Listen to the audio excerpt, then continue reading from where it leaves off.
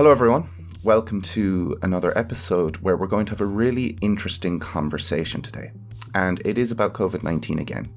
But I think one thing that's really interesting and one thing that we can all share about COVID-19 is that throughout the pandemic, one of the hardest things to work with has been the uncertainty and the being unsure of what is to come. And that's what makes today's conversation with Professor Cathal Walsh so interesting, because it's his job in part to contribute to forecasting what may happen. Professor Cathal Walsh is the Chair of Statistics in the Department of Mathematics and Statistics in the University of Limerick, and he's a member of the Irish Epidemiological Modelling Advisory Group to NPHET. And it's part of his job to help produce these models, which NPHET look at and base some of their recommendations on. Would that be correct to say?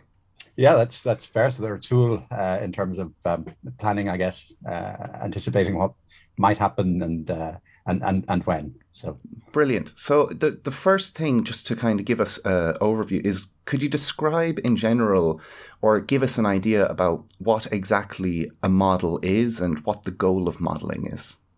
Sure. So I mean, there's one could take a big step back and talk about mathematical modeling in Sure. general, and it's used in all sorts of walks of life, everything from engineering and industry, process control, for example, through then to the particular area of disease modeling, which has been my area of work really for certainly the last 15 to 20 years. Wow. And in particular in disease modeling, one might be interested in everything from the progression of a chronic condition. For example, one could be interested in arthritis or multiple sclerosis or infectious diseases. And of course, COVID is an infectious disease. But similar models are used for flu and for HPV and for hepatitis and so on, for other infectious diseases.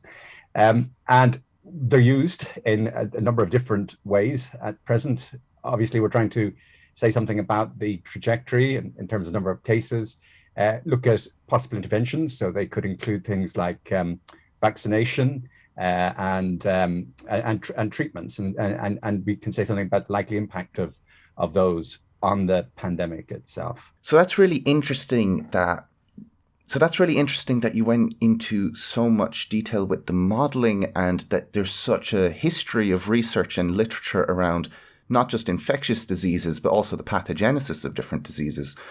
And what I guess I'm wondering right now is how much detail do you actually get into the modeling? Because it's so complicated. You can't possibly predict everything. Like you can predict things like maybe the severity of the virus, or maybe its incubation time. Maybe you can take estimates of vaccination status. But when you're looking at things like people's social behavior, is that worked in? And I guess the only other thing I'm wondering is this something which is in the literature, or is it something that the team puts together? Yeah, so it's I suppose you see there are different levels of model, and a good analogy is with something like fluid flow or weather prediction. That one may have a quantity such as temperature, which is essentially an average value representing the amount of energy, I guess, in the air, in the environment. And for when we're doing disease modeling, we're concerned with average levels of transmission. So even though one won't have enough information to be able to say exactly who will interact with whom, one can say something about the average level of transmission in the population. So each of us, if you like, has our own value of or our value beta, which is to do with how transmissible each of us is. But what really matters is the average across the population. And we've known from quite early on that there are some cases where a large number of individuals are infected, and there's other situations where no one seems to be infected. And in fact, it is the case that the vast majority of people won't infect others, but occasionally you get these very large outbreaks. There are other forms of modeling as well, and one of the models that we use is something called an agent-based simulation, and that does go into some detail about interactions between people and people of different types and so on. The age cohort model as well is somewhere between the agent-based simulation and the SEI or population level model. And that allows for different mixing patterns in different age groups and then mixing between the different age groups. So there are different levels of sophistication of the models. At the top level, the population average one, while it's not realistic, gives us certainly reasonable, very, very good predictions for the level of sophistication of the model itself. In terms of estimating the parameters, yes, so there's a lot of work goes into that, and some of them, certainly at the very early stages, that we didn't know anything about, when people became infectious. We didn't know how long it was from exposure to when someone is infectious to when someone develops symptoms and so on, and how long the disease would last. But over time, and with a bit of observation, we started to come up with estimates of those quantities. Even now with new variants, it's very difficult to know what those parameters are. And so in some of our scenarios, so for example, the relative transmissibility, we run different scenarios with different estimates of relative transmissibility. And each of those then results in a trajectory or a curve. And very much it's unknown as new variants arise. But over time, we do get to discover what those quantities are. So the level of detail that's needed for the population level models isn't as much. It's really about the population average behavior than the micro interactions that different people get up to.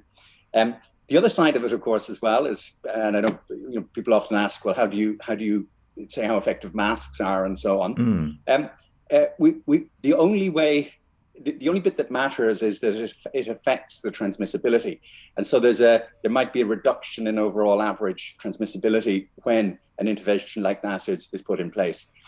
But because of the way in which interventions are introduced, often we can't separate out the effect of the different interventions. So a lot of these are still unknown, if you like, but we do have enough experience to say that as a package, the measures that were implemented does have an impact on transmission of the virus.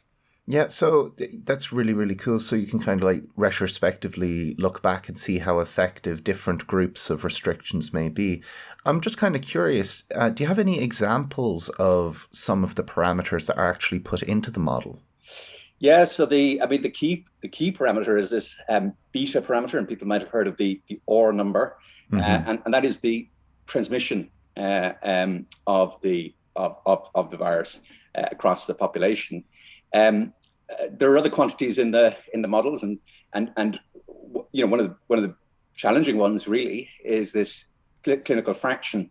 So which some people refer to as the documented fraction.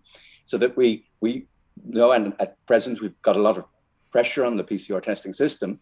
But even when we don't have pressure on the PCR testing system, we know that we don't detect every infection that occurs, and so this fraction matters. And the reason it matters a lot is because it is when people are infected.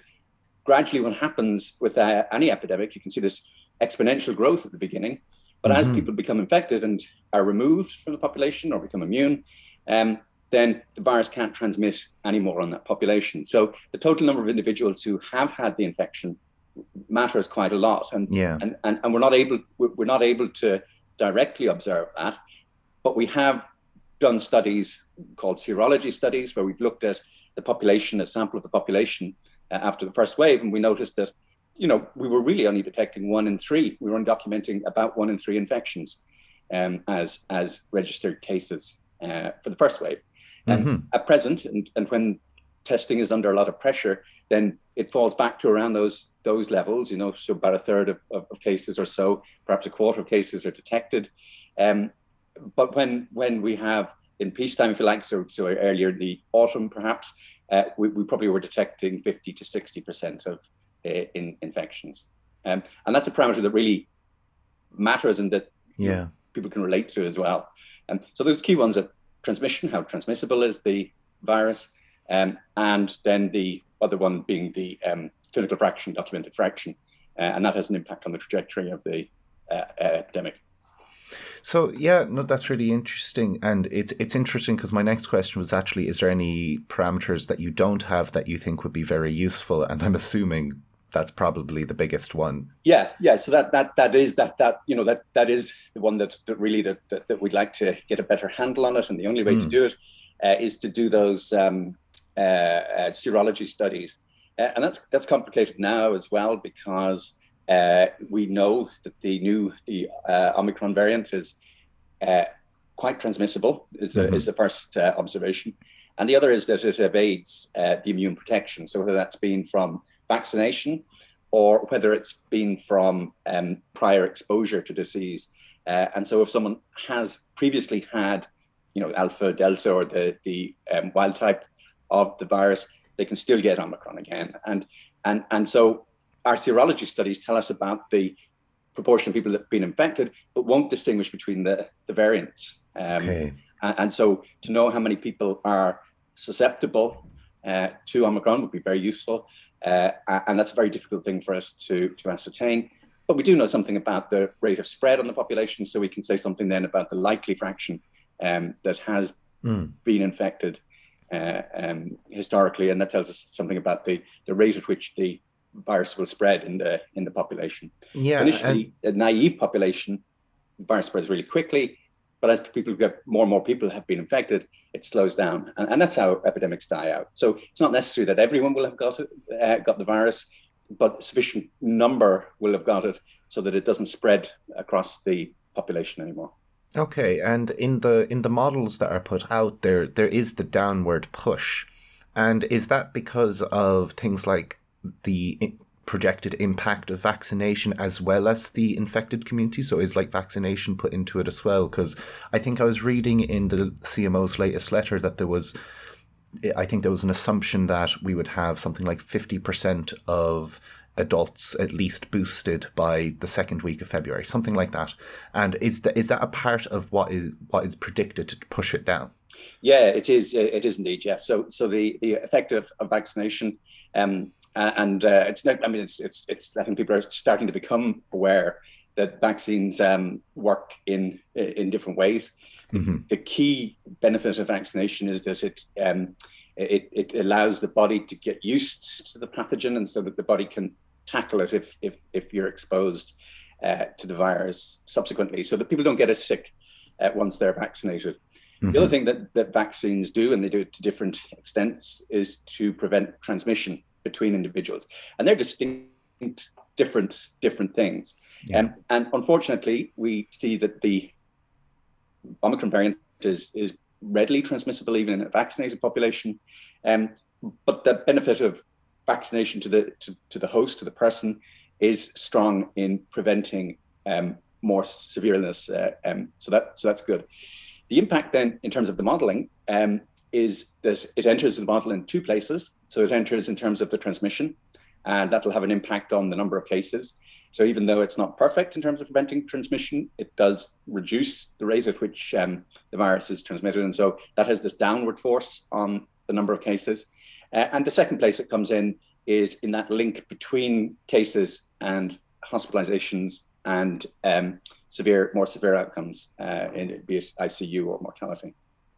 Okay, and that's really interesting as well. And one thing, we briefly touched on it already, but I'm trying to get a measure of how the impact of the restrictions are put in, and is that kind of put into the modeling? So I know in the latest modeling, it was shown along the lines of if socialization decreases 10% or increases 10%, and is that consistent throughout? So the modeling assumes that these restrictions, or perhaps the people who put in place the restrictions are saying, we think that this might have a 10% reduction, and we're hoping to get that to hit one of these output scenarios from the modeling? Yeah. So ideally, what one would like to be able to do is to say that we know such and such an intervention will reduce transmission by this amount. In practice, we don't know. And it's something that at the start of the pandemic, certainly last spring, 2020, it seems seems so long, but so recent in some ways, is that we were trying to unpick and say, well, how effective are these interventions? Now we know that the total separation of people, so the effectively what was termed the lockdowns, we always knew that would have a very strong effect, but the problem is getting back out of it and figuring out how is the virus transmitted and what settings are going to be safe and what settings are less safe. But in terms of the modelling, all it impacts on is this level of transmission. So there's transmissibility, so there's beta, if you like, or this effective R number. So as we bring in restrictions, we're reducing the effective R number or reducing transmissibility or transmission. To what extent, we don't know, and that's why we run different scenarios. If we had an increased transmission, if we had reduced socialization, this is the trajectory that the epidemic would follow. So really, we don't, and I know that can be frustrating for people. We don't have a definite amount that masks cut transmission by, or that social distancing cuts transmission by. And in fact, it doesn't, in a sense, it doesn't. All that matters is the value that's used for transmission, and that fits into the model. Now, we do explicitly put in the impact of interventions into the agent-based type simulation, but not into the population level or the age cohort models. It's really only the level of transmission that matters, and we shift that, and we kind of say, well, if we were to increase transmission, what kind of trajectory would the epidemic follow? And you can see historically as well, you can see that sometimes the trajectory of the pandemic follows some particular model scenarios, and sometimes it doesn't, and there's some scenarios where it doesn't track them at all when we look back over time. And sometimes it's after the fact we kind of say, oh yeah, okay, so track this. So a good example of it was this question around the relative transmissibility of different age groups. And we ran different scenarios where the virus was more transmissible and less transmissible among children versus adults. And the data tracked a trajectory where it was slightly less transmissible among children, less transmissible than adults. But as we know, Delta among everyone was much more transmissible. And so the transmissibility among children was more than Alpha was and the wild type was among adults, but there still is that age gradient. And in fact, we're seeing what happened was that we noticed that because there was vaccination in people over 12, that there was a reduction in transmission in those age groups, and the highest transmission were among the 10, 11-year-olds. But there was a gradient then with other ages. Because the new variant evades immune protection, what we're seeing is that age gradient coming back again. So the numbers in children relative to adults is in fact, they're falling. And the reason for that is that no one really has protection to the extent that they did previously. And so we're rediscovering that age gradient. So whereas people might say, oh, well, it's the schools are out or whatever, we expect that with a new variant that evades immunity to see that age gradient occurring once again. Yeah, I think I get where you're coming from, but it is very understandable for people to be concerned. Like I think of all the cohorts of people to be concerned, parents are probably the number one, and I think it is fair enough for them to be very concerned. I think you also kind of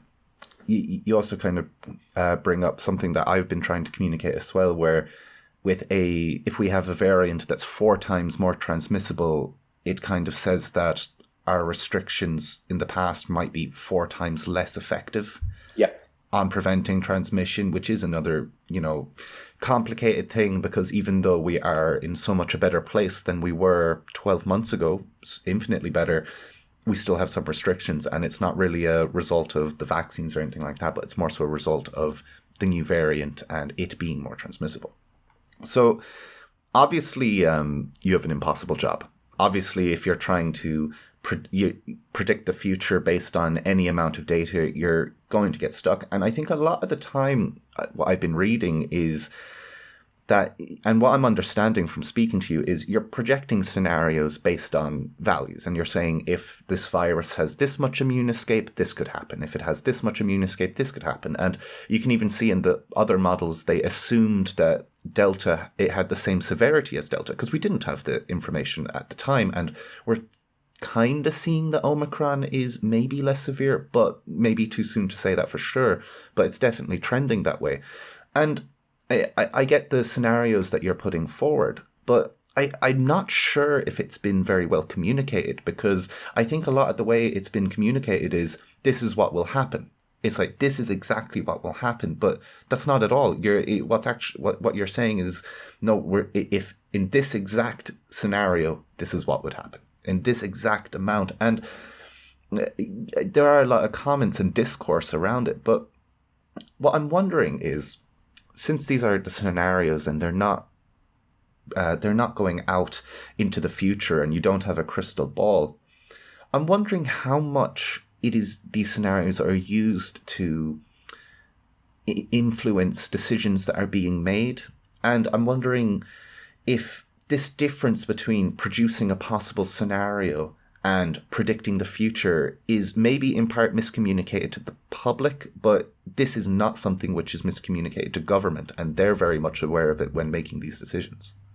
Yeah, so I think you're right to highlight that. I mean, what you've made quite clear is that these are projections, if you like. They're scenarios. They're not predictions as such. And now, if we put in the right parameters, if we happen to get the right parameter set, they are essentially predictions. But in practice, they're not. The other aspect that you're highlighting there is that it may change behavior, and therefore we don't end up in a position where we don't want to be. But using these tools alerts us to the fact that this is coming. And in the case of the Omicron wave, we could see it happening in the UK. We were alerted very early. So back at the end of November, late November, we became aware of this variant, and it was immediately, we thought it was going to be called the new variant, of course. That would be the other the letter that it was meant to be, but they skipped a couple of letters, and so we ended up with Omicron. And indeed, in terms of severity, the emerging evidence, in fact, is that it is possibly around 20 to 25% less severe. So it's not much less severe, but what we have is an experienced population. So the impact at a population level, on average, if you like, could be a little bit less, but because of the massive number of cases, we're quite concerned that will make a difference. But when we ran the models, and it was a stark realization that, oh my goodness, these could be very big numbers that we're looking at.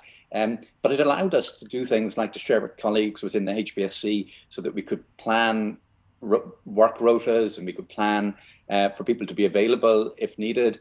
People could recognize that this was going to come at us, and it has, and it is disconcerting when we see numbers increase like that. But we are aware, so the models allow us to say, where are we tracking? What are we tracking? Well, this is not entirely unexpected, so. It gives us a reassurance, if you like, that this has been considered, this has been factored in. We saw the action that was taken by government early on to perhaps try and slow down the spread somewhat, and also the discourse that's there from the CMO and Minister today, highlighting that this is quite concerning. The numbers are going high. It is tracking at a high level on the scenarios that were fitted, of course. But we do have, it's like having a map of the terrain. So it allows us to find our way through what otherwise might have led us to become extremely concerned and panicked, if you like. But we fitted the model. Now, when we first saw the models, it's like first seeing the models in March of last year. I remember it was February, so I gave a talk at the RCSI. We're hosting the Sphere conference. Gave a talk there, and from the discussion there with other public health people, and we had a conference in Limerick. So then public health actually were all out at the conference because it was around social determinants of healthcare. And we ran the model. I ran my own models, but kind of basic models, and you could see straight off. You could see the curve going up. Wow, that looks like it could it could have a major impact. And it was about 2 weeks after that we ended up shutting down because we had the first cases and that, and that the modelling work took off really with groups from across the country. So it was a very fast reaction time. But we have in Ireland, we were lucky to have a network that we were able to connect up people quite quickly, and so we had people involved in statistics and math modelling and computer science getting together, with a lot of very good epidemiology coming from, in particular, experts in veterinary medicine, which is an area that in veterinary medicine they're quite used to dealing with epidemics. In fact, so makes sense from a planning point of view. So their expertise is very good that way, and we're able to, and so it's from people like those in the veterinary school who were able to contribute to our estimation of the parameters. So they knew what parameters we needed to find out, and were able to get through the evidence and identify, sensible values for those parameters. And in fact, it was a miscalculation of the serial interval in the UK that led them to delay opening up. So they misjudged it a little bit, and so it took off more quickly than they'd realized. And they should have locked down earlier, but they didn't. And so it's mistakes in estimation of the parameters that can, that will have that impact, because they didn't recognize that it was going to take off quite as quickly as it did there.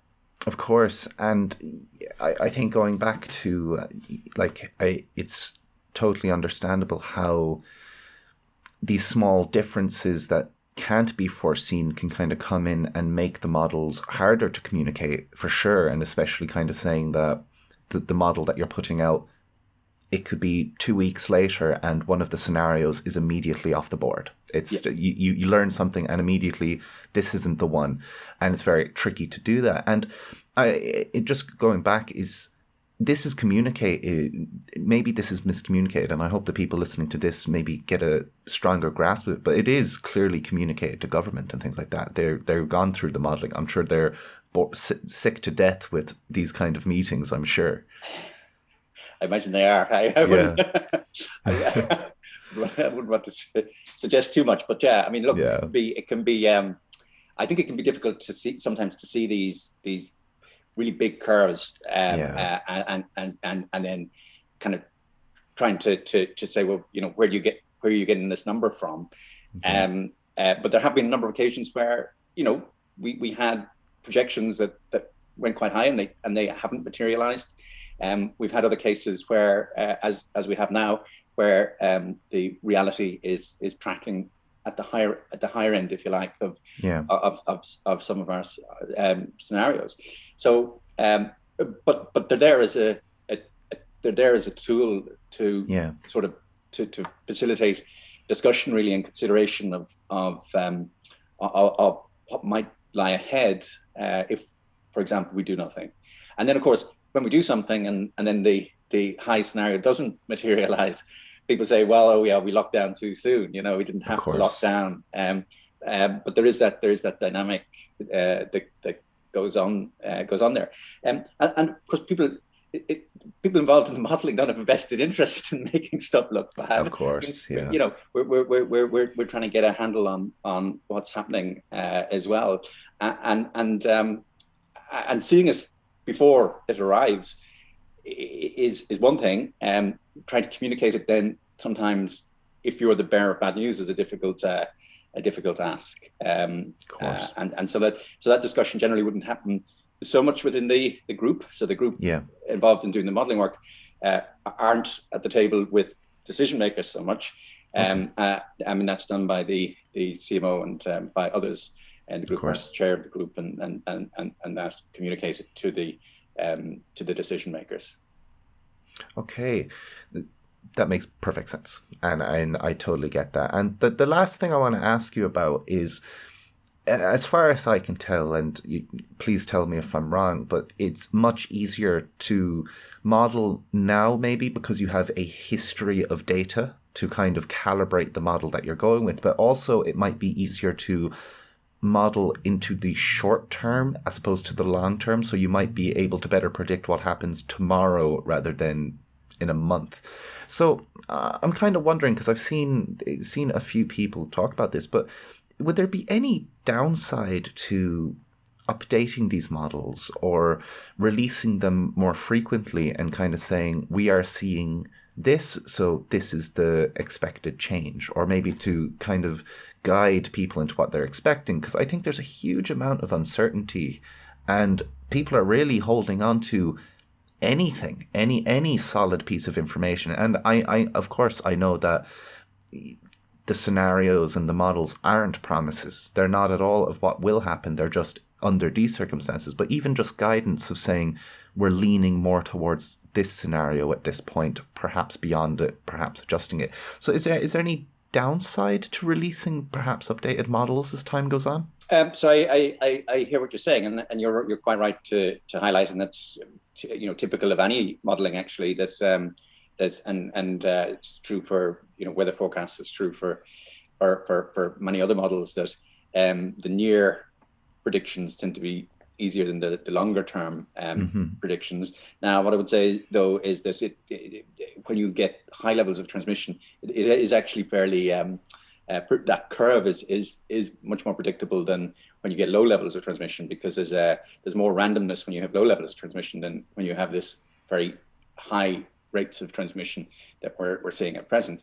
You're right, we could update those models, but that comes at a cost, and the majority of people involved in the work are working in universities, for example, and that's who's funding us, and the funding doesn't come to the money. So we still have proper other jobs as well. I get you. There is that cost in terms of people's time is one aspect. Of course. It also often, while it can tell us what trajectory we're going to see in the near future, unless we're informing or we're going to make a decision or a choice, then that in itself isn't useful. And that's a hard thing. That's a hard thing, I know, to recognize. It's a bit like it's like any test, any testing or any projection or any diagnosis that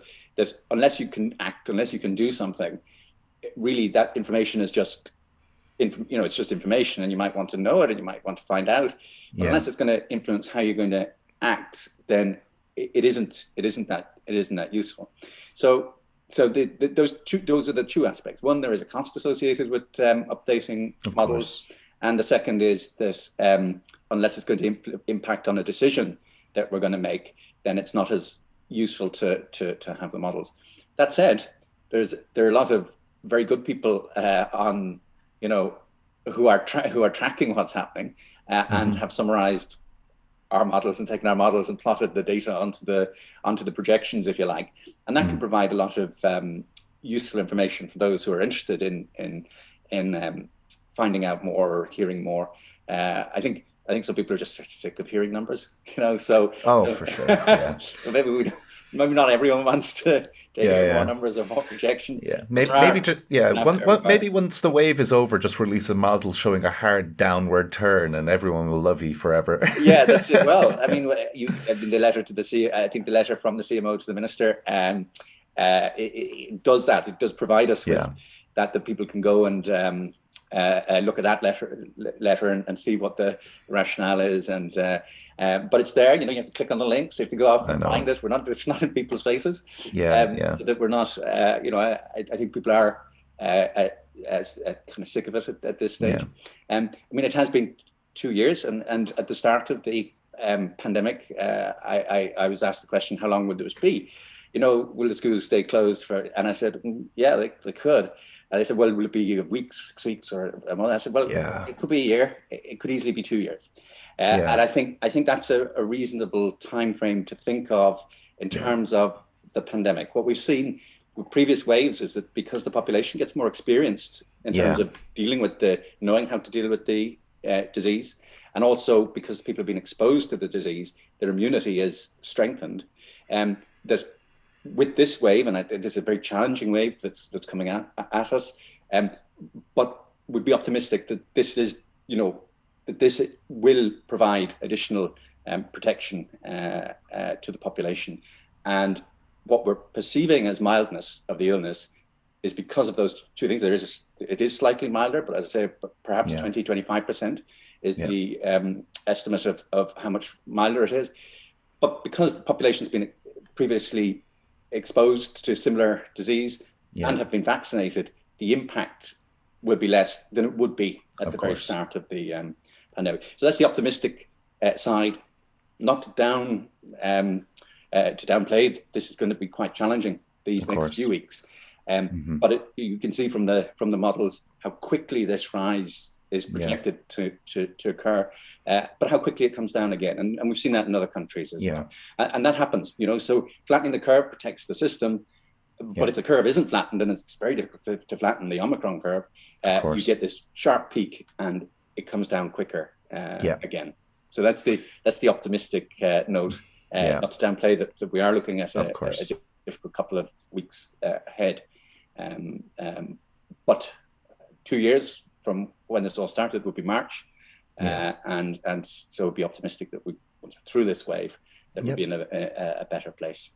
Absolutely. And I was speaking to Killian de Gascoigne as well, and he was kind of saying the same thing, and he was kind of saying he can't wait to just kick this virus into just another seasonal coronavirus that is just another name in a list as opposed to something that's consistently in our lives. And we see, and people, we're colleagues in the HPSC with the Health Protection Surveillance Centre, they're dealing with lots of different viruses and conditions. And so you're right that that's where we're going with it. And then no one wants to hear from modelers again, perhaps, but we'll be there in the background working on the other diseases that we work on, of course. Anyway, whether it be everything from HPV to hepatitis to PCV to lots of other. Of course, diseases. Infectious diseases aren't going to disappear anytime as long as there's people socializing. Not at all, but it does shine a light. It does shine a light on the inequity in the world as well. It does. Malaria, for example, is a big killer of a disease, but perhaps we haven't focused on it because it doesn't affect richer countries to the same extent as it does other countries. That's true. Yeah, and we have seen that a lot with COVID-19, that it does tend to hit a little harder in perhaps richer countries with highly dense cities and things like that. And that's a good point. Thank you so much for your time and your work. I'm sure it's mostly a thankless job for the most part, and I'm so glad to kind of get an opportunity to speak to you and to kind of make it a little clearer, and I think it'll really help everyone who's listening. So thank you so much, Professor Walsh. Well, thanks very much. Thanks, Andrew.